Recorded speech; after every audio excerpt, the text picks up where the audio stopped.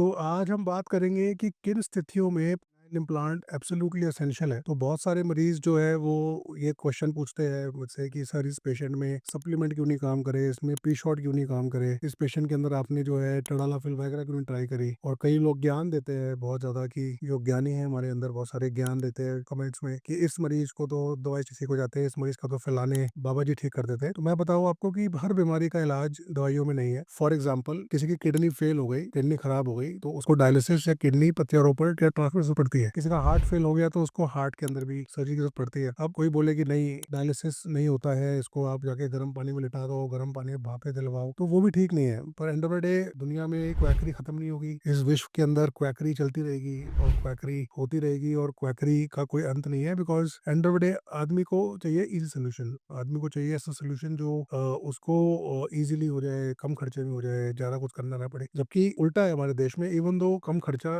लेके जाता है पर क्वैकरी में आपका खर्चा भी ज्यादा लगता है। दवाइयाँ मैजिकल मिलती है जिसके अंदर मोस्टली चूरन चपाटे होते हैं और सबसे बड़ा नुकसान होता है वो होता है लाइफ का। तो चलो ये सब बकवास की बातें हैं, इसका कोई मतलब नहीं है। जिसको अच्छा इलाज चाहिए वो आएगा, जिसको नहीं चाहिए वो जहाँ जाए वो जाए। पर अगर आप वीडियो को देख रहे हैं और आपको इरेक्टाइल डिस्फंक्शन है और आप जानना चाहते हैं कि इरेक्टाइल डिस्फंक्शन की कौन सी कंडीशंस में इम्प्लांट एब्सोल्युटली एसेंशियल है, हम कैसे डिसाइड करते हैं कि इस मरीज में इम्प्लांट डलना ही चाहिए, तो वो मैं आपको बताऊंगा। आज हमारी लिस्ट में हमने आज 8 इम्प्लांट किए और आठों में से आठों इम्प्लांट्स बाय चांस आज ऐसे हैं जिनके अंदर और कोई सोल्यूशन है ही नहीं। और आप इस वीडियो को पूरा देखेंगे तो 8वें तक पहुंचेंगे तो आपको खुद रियलाइज होगा कि मैं जो कह रहा हूँ दैट मेक सेंस। तो कॉमन सेंस, हाँ, अगर कॉमन सेंस का इस्तेमाल करेंगे तो आपको बातें समझ में आएगी। अगर आप स्टूपिडली बात करेंगे तो फिर आपको हो सकता है कि ये बातें समझ में ना आए। तो पहले पेशेंट हमारे पास म्यांमार से आए थे। म्यांमार कंट्री है बांग्लादेश के साइड में, हमारी नेबर कंट्री है, और म्यांमार से आए थे और म्यांमार से ही 32 ईयर्स ओल्ड। उनको हुआ था प्रायापिज्म। प्रायापिज्म मतलब कि उनका म्यांमार में कभी फिनाइल डॉपलर टेस्ट हुआ था। फिनाइल डॉपलर टेस्ट में उनको रह गया 72 घंटे तक। फिर वहाँ म्यांमार छोटी कंट्री है, वहाँ पर उतना अच्छा इलाज नहीं था, भटकते रहे। फाइनली किसी ने ब्लड निकाल के जान बचा ली पर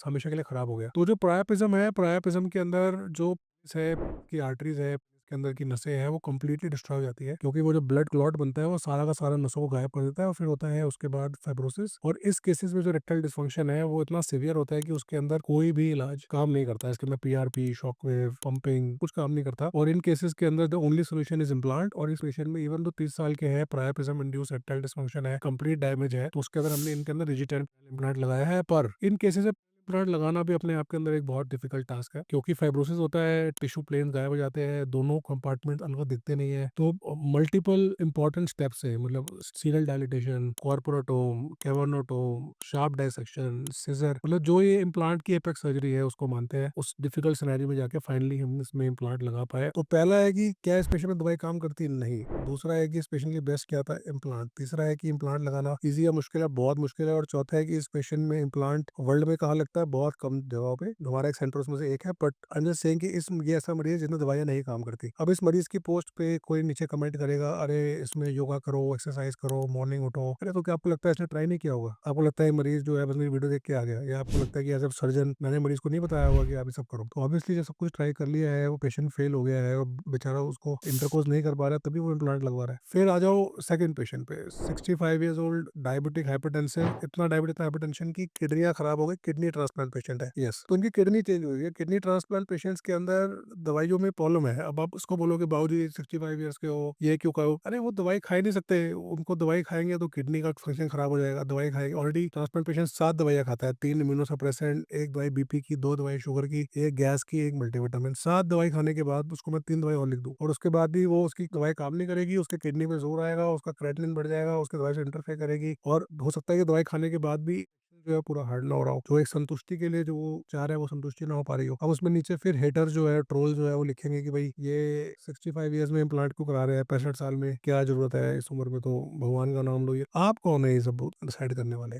ठीक है, हु आर यू? जब आप 65 के होंगे तो आपके काम करना। When you are 65 years old तो आप भगवान का नाम लेना, आप मत करना इंटरकोर्स। इनका है मन, इनकी इच्छा है। तो again as a andrologist, as a specialist as a men's health specialist, it is not my job to जज। ठीक है, मेरा ज्ञान देना, मॉरल ठीक करना, एथिक्स बताना मेरा काम नहीं है। मेरा काम है कि अगर 65 साल में कोई व्यक्ति अपनी जिंदगी जीना चाहता है, उसकी रिलेशनशिप बढ़ाना चाहता है, संबंध करना चाहता है, तो उसके लिए सेफेस्ट, उसके लिए बेस्टेस्ट, उसके लिए सबसे अच्छा, उसके लिए सबसे इजी, सबसे कंफर्टेबल, कॉम्प्लिकेशन फ्री ऑप्शन क्या हो सकता है उसको देना। और इसमें 3 ऑप्शन बनते थे। पहला ऑप्शन बनता था फिनाइल पंप, ट्राई कर चुके हैं, पेनफुल है। दूसरा बनता था इंजेक्शन, किडनी ट्रांसप्लांट पेशेंट है, कुछ पिल लेते हैं, इंजेक्शन लगाएंगे, ब्लीडिंग होती है। ऑप्शन 3 था इम्प्लांट, जो हमने इनका किया है। अब किडनी ट्रांसप्लांट पेशेंट में इम्प्लांट सर्जरी टेक्निकली ओके है, बट इसमें 3 रिस्क होते हैं। अगेन, एक पहला केएफटी खराब ना हो जाए, दवाई का ध्यान रखना पड़ता है। दूसरा है कि इम्प्लांट में इन्फेक्शन ना हो जाए, तो इन्फेक्शन के लिए कंट्रोल ऑर्डर लेना पड़ता है। और थर्ड है कि भाई पोस्ट ऑप पीरियड के अंदर इनको कोई डायबिटीज या बीपी से कॉम्प्लिकेशन ना हो जाए। तो ये सिर्फ 2 पेशेंट है जो मैंने बताया आपको, वैसे तो 8 पेशेंट है। हम नेक्स्ट वीडियो में नेक्स्ट दो कवर करेंगे, पर हम महीने के 100 से 125 मरीज में इम्प्लांट लगाते हैं, और 100 में से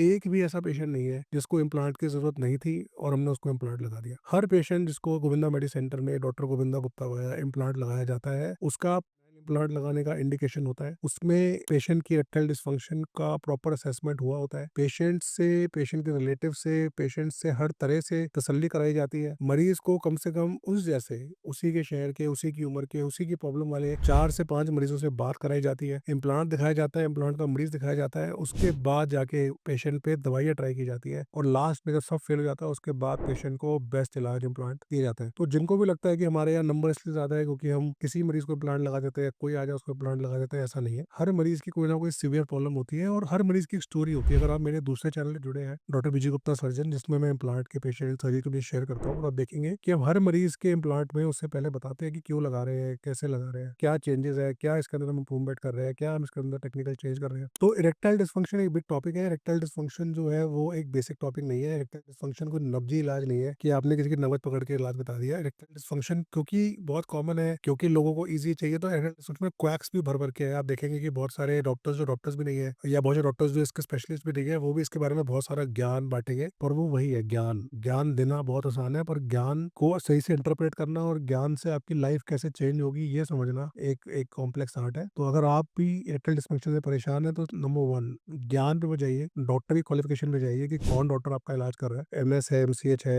यूरोलॉजिस्ट है, कहाँ से पढ़ाई करी है, कितने पेशेंट ट्रीट किए, क्या रिव्यूज है, क्या रिजल्ट है। और ज्ञान के साथ साथ इलाज का एक्सपीरियंस भी हो, और एक रीजनेबल अमाउंट में इलाज हो। क्यों इम्प्लांट, क्यों ये सर्जरीज एक्सपेंसिव है, उसके बारे में हम एक बार किसी और वीडियो में बात करेंगे। बट एक्सपेंसिव होने के बाद भी हम लोग इसको बहुत ही ज्यादा अफोर्डेबल प्राइसिंग में, जो सर्जरी आप शायद यूएस में कई लाखों रुपए में कराएंगे, वो कुछ हजारों में हम इंडिया में करते हैं। सो वीडियो देखने के लिए थैंक यू। इम्प्लांट क्यों जरूरी है उसके बारे में जानकारी के लिए थैंक यू। आज आपने 2 पेशेंट्स के बारे में जाना, किडनी ट्रांसप्लांट पेशेंट्स और प्रायपजन पेशेंट्स। आगे हम आपसे डायबिटीज के, बीपी के, हाइड्रोजेनिक ईडी के, ट्रॉमा के, चोट के, पेल्विक फ्रैक्चर के, इंड्यूस ईडी के, फाइब्रोसिस के, विनोजेनिक लीक के, प्रोस्टेटाइटिस के होने वाले केसेस या फंक्शन के बारे में बात करेंगे। और उसमें भी आप पाएंगे कि इस मरीज में, इन मरीजों में इम्प्लांट एक अच्छी लाइफ जीने का एक अच्छा ऑप्शन हो सकता है। Thank you so much.